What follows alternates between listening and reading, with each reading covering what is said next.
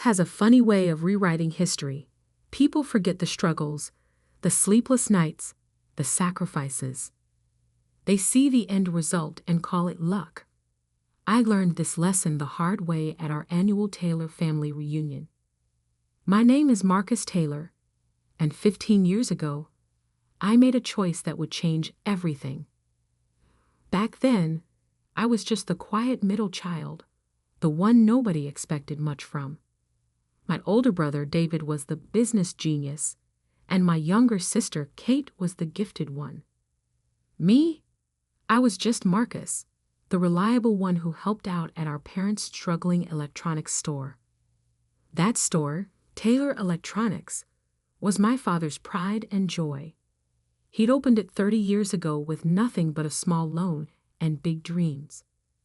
By the time I started working there at 18, it was barely staying afloat. The rise of big box retailers and online shopping had hit us hard, but Dad refused to change, clinging to his old ways of doing business. I still remember that Sunday morning in 2009 when everything changed. The store was empty, as usual. Dad sat at his desk, surrounded by past due notices and unpaid bills. David, fresh from his MBA program, was lecturing him about business fundamentals and market dynamics. "You need to liquidate," David declared, waving his hands dramatically. "Cut your losses before it's too late. I can help you negotiate a decent sale price for the inventory." Mom nodded along, always impressed by David's business jargon. Kate was too busy texting to pay attention. And me?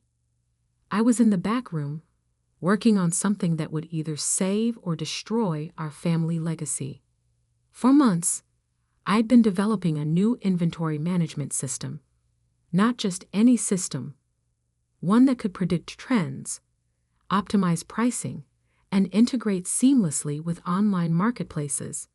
I taught myself programming during night classes at the community college, spending every free moment coding and testing. Actually, I spoke up, my voice steadier than I felt. "I have another idea." David's laugh cut through the air like a knife. "Oh, this should be good. What's your brilliant plan, little brother?" "More clearance sales." I connected my laptop to the store's ancient TV, pulling up my presentation. "We don't need to sell. We need to evolve. Look at this." For the next 20 minutes, I explained my vision. Transforming our single struggling store into a hybrid model, combining brick and mortar service with an advanced online platform. My software would be the backbone, handling everything from inventory to customer relationships. "This is nonsense," David scoffed. "You need millions to build something like that. Besides, what do you know about e-commerce? You're just a store clerk." Dad looked torn. He'd always trusted David's business instincts, but something in my presentation had caught his attention. "How much would this cost to implement?" $200,000 to start, I said quietly. "I've run the numbers. With our current assets and a small business loan." "Absolutely not." David slammed his hand on the desk. "Dad, this is crazy. You'll lose everything. Let me handle this. I know people who might be interested in buying the property." That's when I made the offer that would change everything.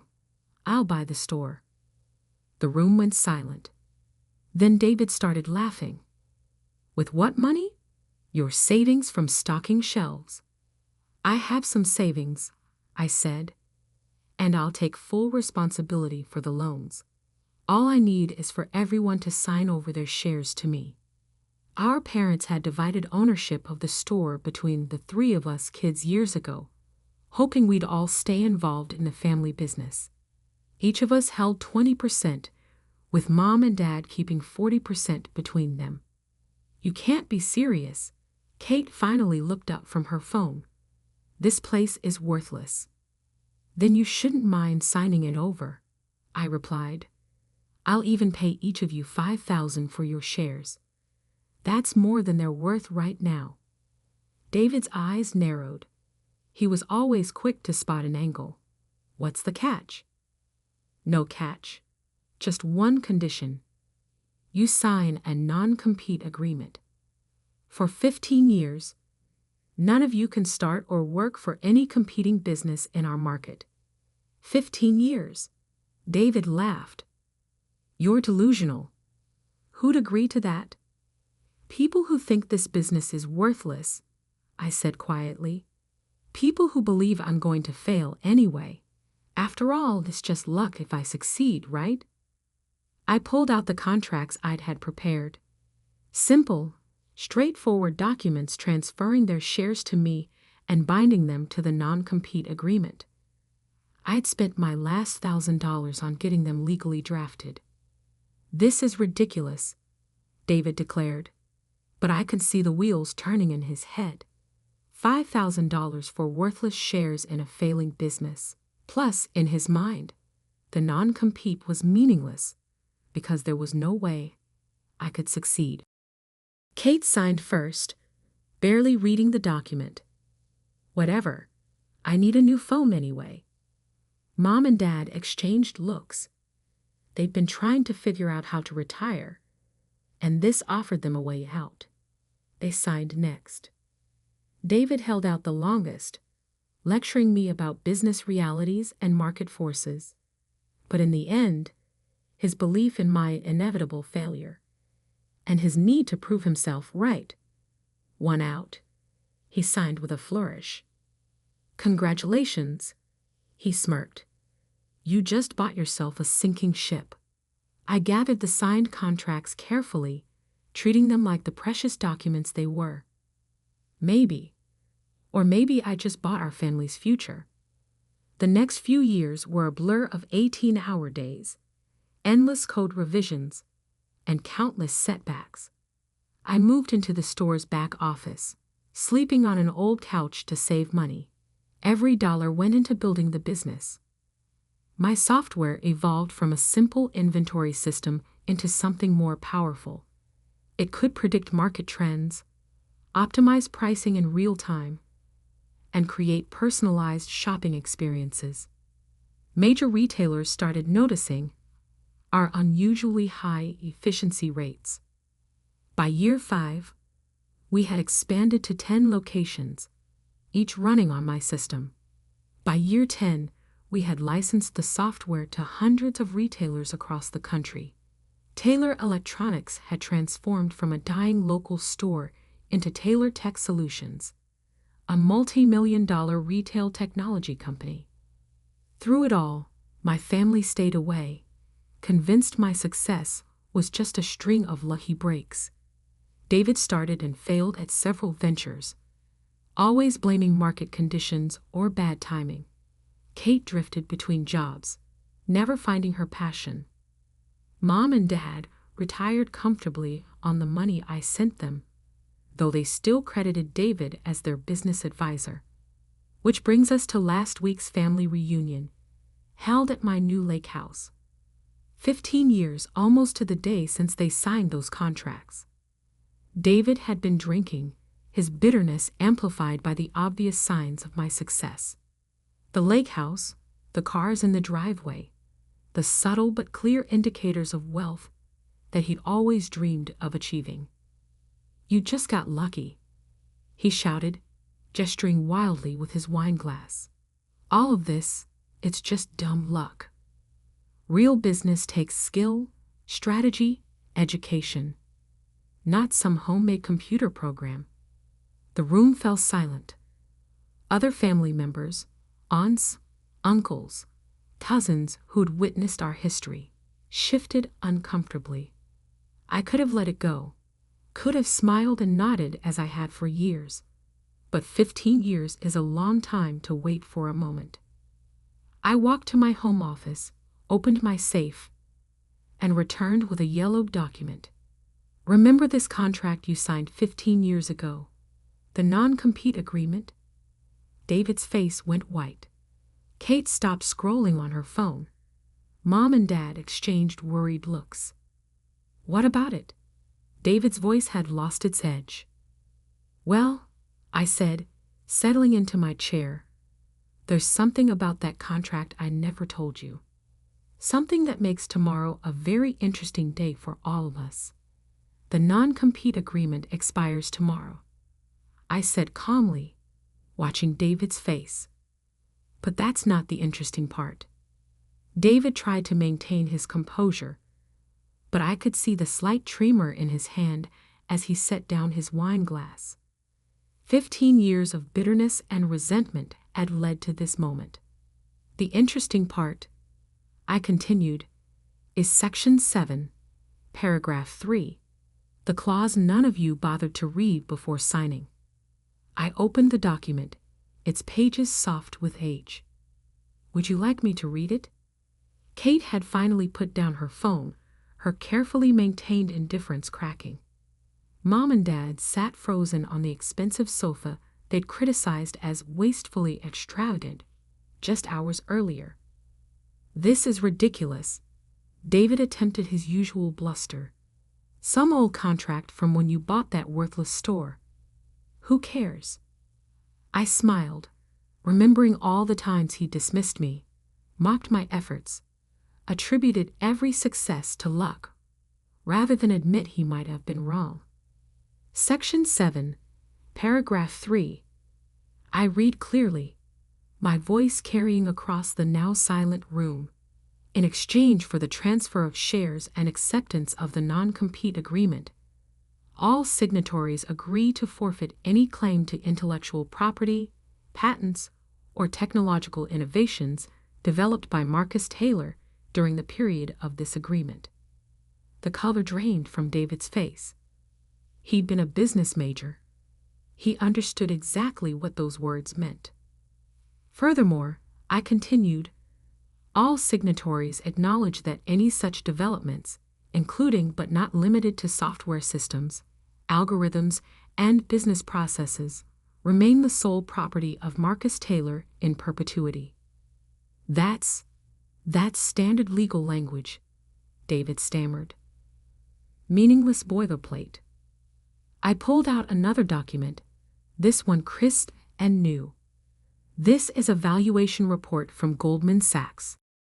They estimate the current market value of Taylor Tech's proprietary software system at approximately $2.8 billion.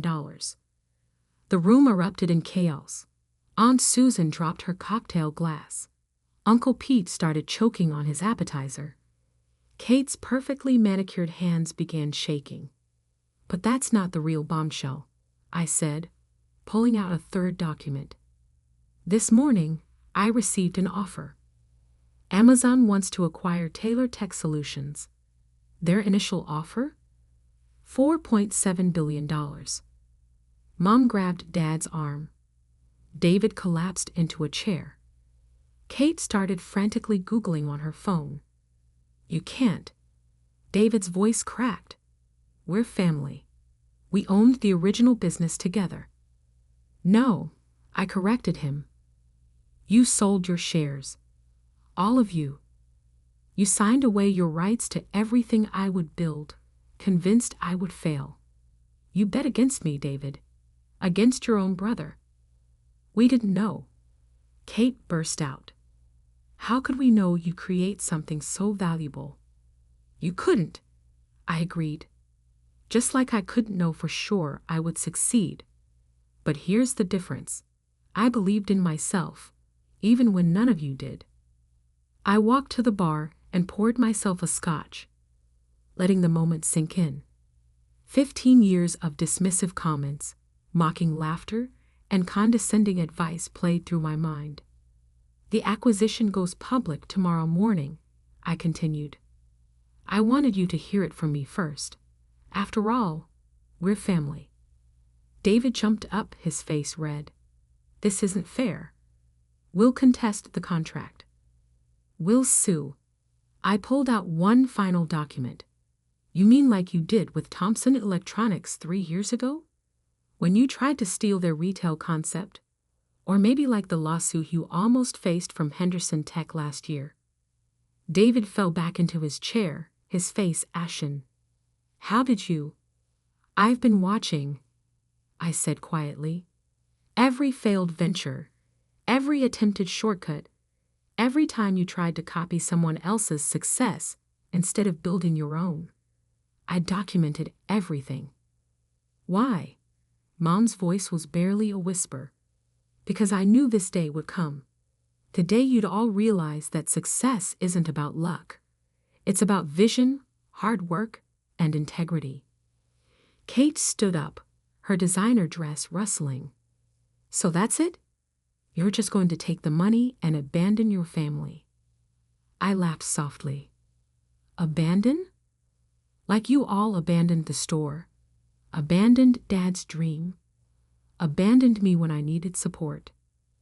The room fell silent again. Even David had run out of arguments. But I continued, you're right about one thing.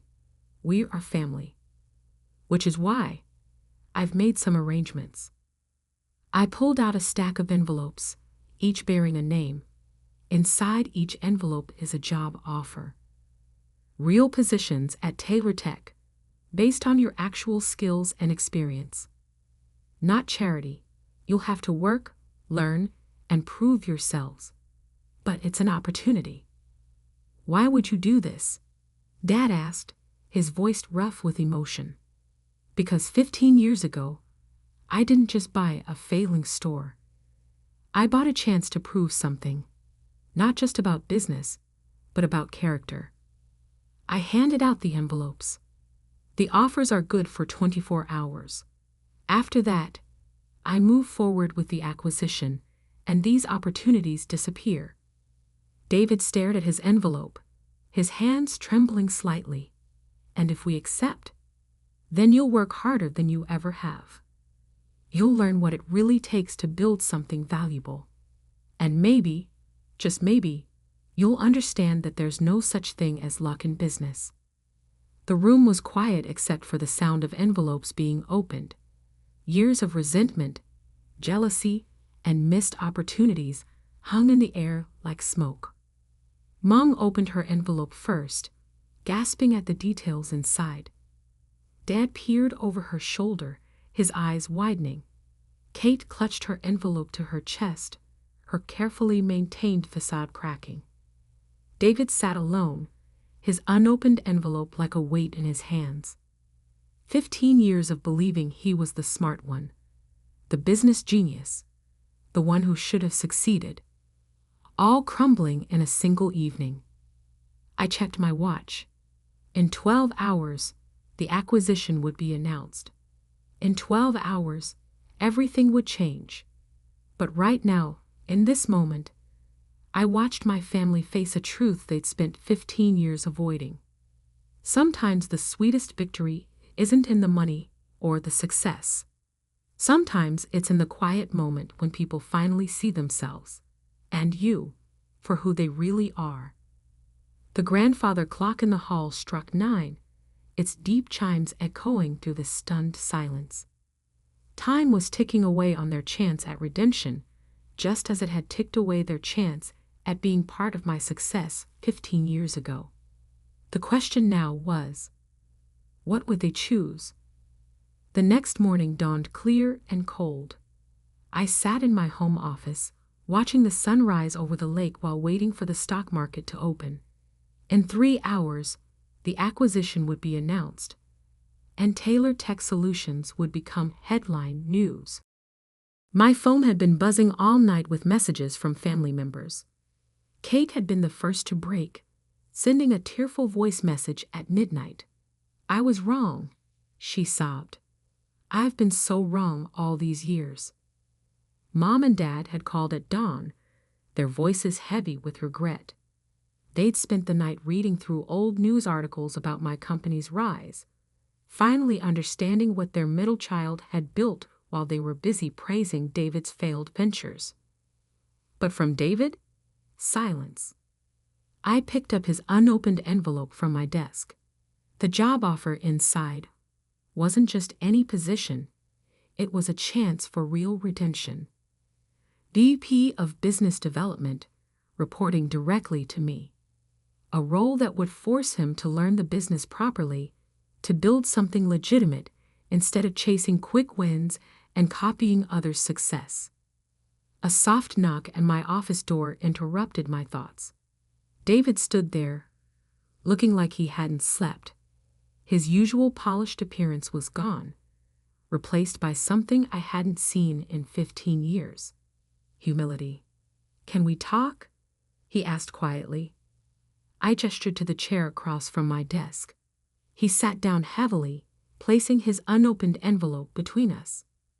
"I spent all night thinking," he began, his voice rough, "about everything, about why I failed while you succeeded, about why I was so sure you just got lucky." I stayed silent, letting him continue. "You know what I realized? Every time I failed, I blamed something else. The market, the timing, the competition. But you never blamed anyone. You just kept building." He picked up the envelope, turning it over in his hands. "I didn't open this because I was afraid, not of what was inside, but of what it meant. Accepting this means accepting that I was wrong about everything." "Being wrong isn't the worst thing, David," I said quietly.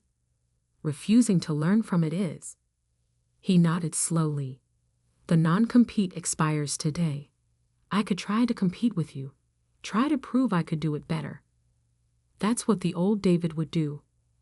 And the new David?" He opened the envelope carefully, reading the job offer inside. His hands trembled slightly as he reached the details, the responsibilities, the expectations, the clear path of accountability. "The new David wants to learn," he said finally. "Really learn, not just pretend to know everything." I checked my watch. The market's open in an hour. Once the acquisition is announced, everything changes. If you want that position, you need to decide now. David pulled out a pen, his hand hovering over the signature line. "Why did you do this? Why offer us jobs when you could just take your billions and leave us behind?" I thought about that night 15 years ago, when they'd all signed away their rights to my future success. Because money isn't the only way to prove someone wrong.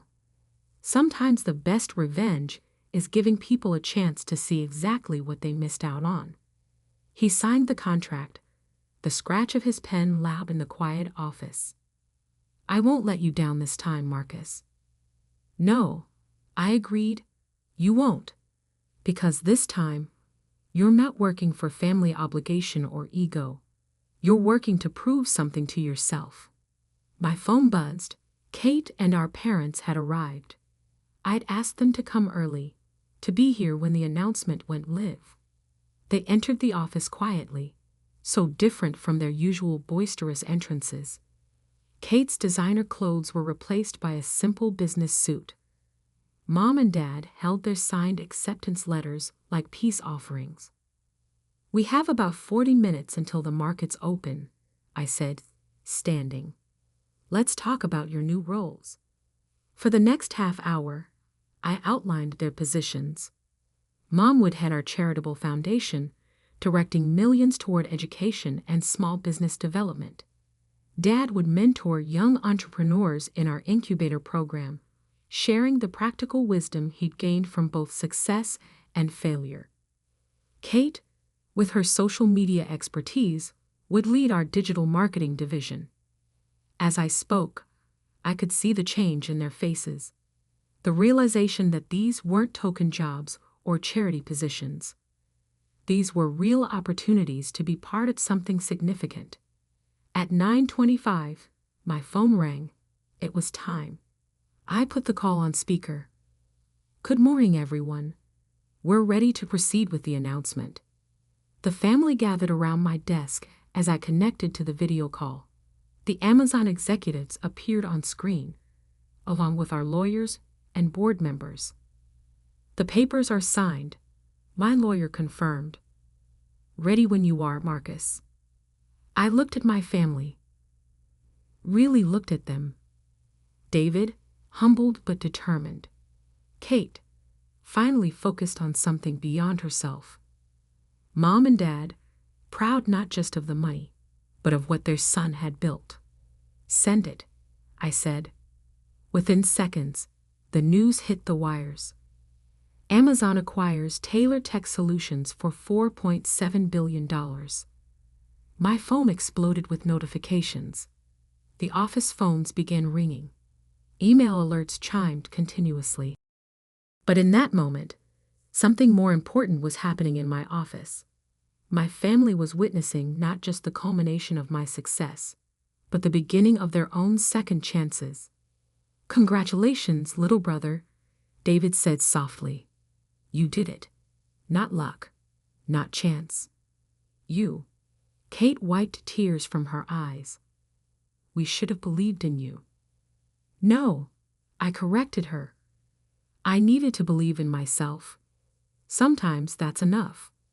Mom stepped forward, holding up her acceptance letter. "We won't waste this opportunity, Marcus. We'll make you proud." I smiled, remembering that scared young man sleeping on a storeroom couch, coding through the night, believing in something no one else could see. "I know you won't waste it," I said, "because now you understand what I learned 15 years ago. Success isn't about luck. It's about seeing something others don't, and having the courage to build it anyway." The sun was fully up now, painting the lake in shades of gold. Outside, reporters were already gathering at the gate. The quiet moment would soon be shattered by interviews, press conferences, and the chaos of a multi-billion-dollar acquisition. But right now in this office, something more valuable than money was changing hands. Understanding, respect, and maybe, just maybe, a second chance at being a real family. David picked up his new employee badge from my desk, running his fingers over his name and title. "So, boss," he said with a slight smile, "when do we start?" I looked at my watch, then at my family. We already have. The story of Taylor Tech Solutions was about to become business legend. But the real story, the one about a family learning the true meaning of success,